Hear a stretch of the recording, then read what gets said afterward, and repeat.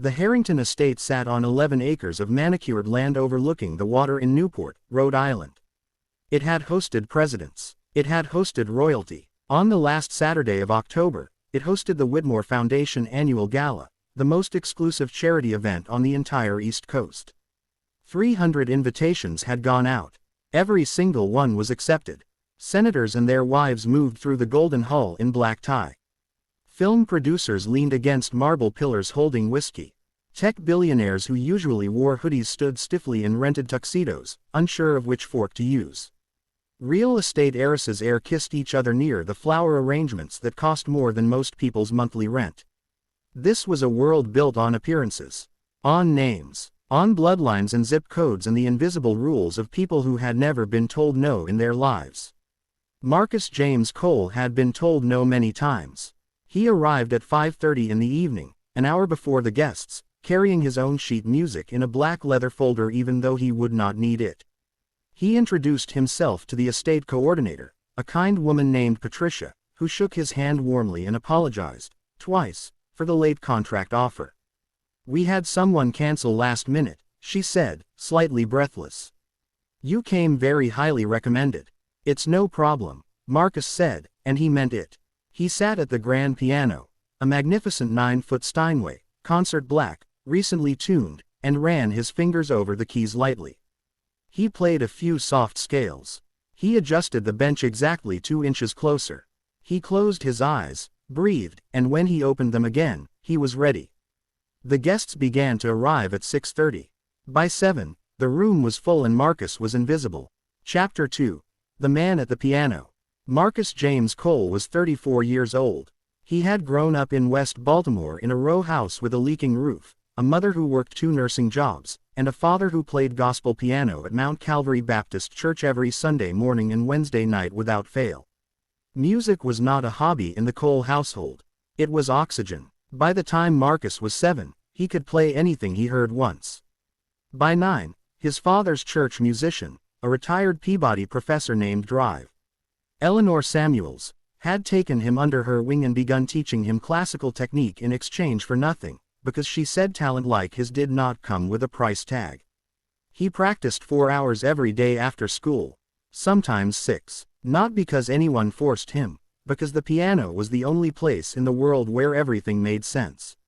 At 16, he won the Maryland Young Artists Classical Competition.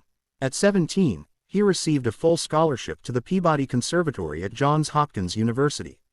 At 21, he graduated at the top of his class. He had performed in concert halls in Vienna, Prague, Tokyo, and London. He had recorded 2 albums. He had been reviewed in the Washington Post, the Chicago Tribune, and the Times of London. None of the guests at the Whitmore Gala knew any of this. To them, he was the hired help. He played Chopin's Nocturne No. 2 as the first guests arrived, then a soft arrangement of Gershwin, then some quiet jazz to smooth the transition between the cocktail hour and dinner. He watched the room over the top of the piano without seeming to, the way musicians learn to, hearing everything, seen by no one. He had played events like this dozens of times. He knew exactly what he was in this room. Background, ambiance, furniture with a talent. He had made peace with it a long time ago. Not because it was right, but because the music was always bigger than the room it was played in. Always. He was 90 minutes into the evening when the green dress appeared at the edge of his vision. Chapter 3. Victoria Whitmore. Victoria Ann Whitmore was 39 years old and had never in her life paid for her own dinner, her own apartment, her own vacation, or her own opinion. She was the only daughter of Richard Whitmore III, real estate, private equity, a media company with 4 cable channels and a streaming platform. Forbes estimated the Whitmore fortune at somewhere between $4 and $6 billion depending on the quarter. Victoria had been photographed at this same gala 8 years in a row. This year, she was the host. She was beautiful the way expensive things are beautiful, carefully, precisely, intentionally. The green sequined gown was custom. The earrings were inherited. The hair was a construction. She moved through rooms like she owned them, because in many cases, she actually did. She had noticed Marcus 30 minutes earlier from across the room, not his talent, but his presence. A black man in a dark suit at a piano, doing his job quietly. Something about the quiet seemed to bother her. People at these events were supposed to notice her. Background music was supposed to stay background. She whispered something to her friend in the pink gown. They both laughed. Then she walked over. She stopped beside the piano and waited until a few nearby guests noticed her there. She always made sure there was an audience before she performed. "You're not bad," she said, the way people say it when they mean the opposite. For someone playing background music, Marcus kept his eyes on the keys. "Thank you," he said pleasantly. "I have a request," she said, setting her champagne flute on the edge of the piano, a deliberate act of ownership. "I want to hear Clair de Lune. Debussy. Full concert version. From memory." She tilted her head and smiled. "Can you manage that?" The guests closest to her had stopped their conversations. This little theater was more interesting than anything else in the room right now. Marcus looked up at her. "Yes," he said, calmly, completely. She had not expected yes. She expected hesitation, embarrassment, an excuse. She expected the small victory of watching someone scramble under pressure. Instead she got one word, delivered like a fact. Something shifted in her expression, something between surprise and irritation. She raised her finger and pointed it at him. Directly, publicly. Her voice rose just enough for the people around her to hear every syllable.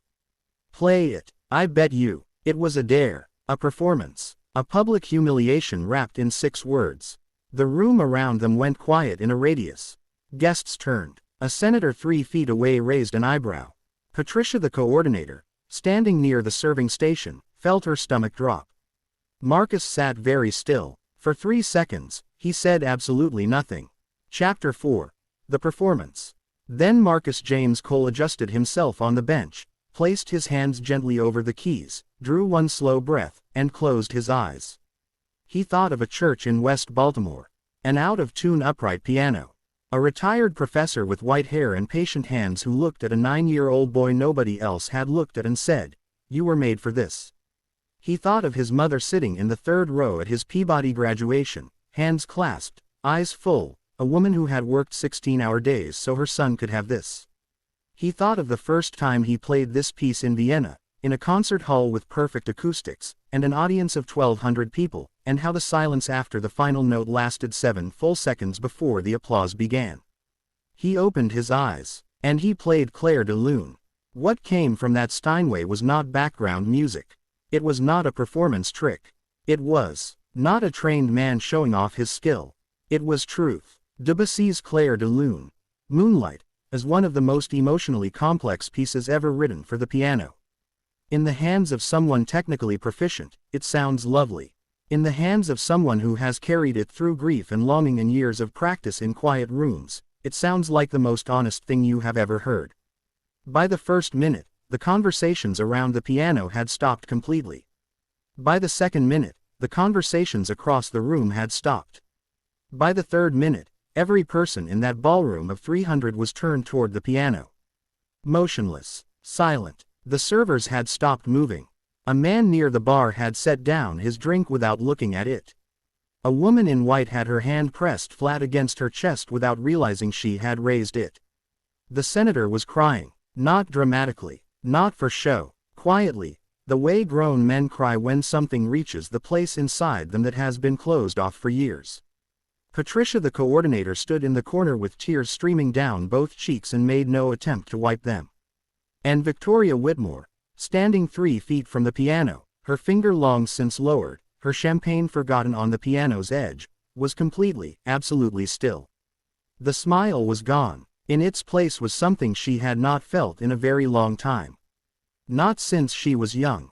Not since she was a little girl who had not yet learned to protect herself with money and performance and sharp words. She was in awe. The final measures of Clair de Lune are quiet, impossibly gentle, notes drifting like moonlight on still water, dissolving one by one into silence. Marcus played them exactly as they were written and exactly as he felt them. Every single note. And then there was nothing. The last sound faded. The room held 5 full seconds of complete silence. Then the applause began, and it was not polite gala applause, measured, appropriate, social. It was real. It was overwhelming. It rolled through that ballroom like weather. People were standing. The senator was on his feet. A film producer near the back was applauding with both arms raised above his head. The woman in white was openly weeping and didn't care who saw. Marcus sat with his hands resting lightly on the keys and looked at nothing in particular. He had done what he always did. He had told the truth. Chapter 5. What happened after? The guests pressed forward. The senator reached Marcus first, took his hand with both of his own, and said, "Young man, I have been to Carnegie Hall 4 times. What you just did belongs there." A film producer handed him a card. 3 people asked for his name, his website, his contact. Patricia was somewhere in the background trying to compose herself and failing.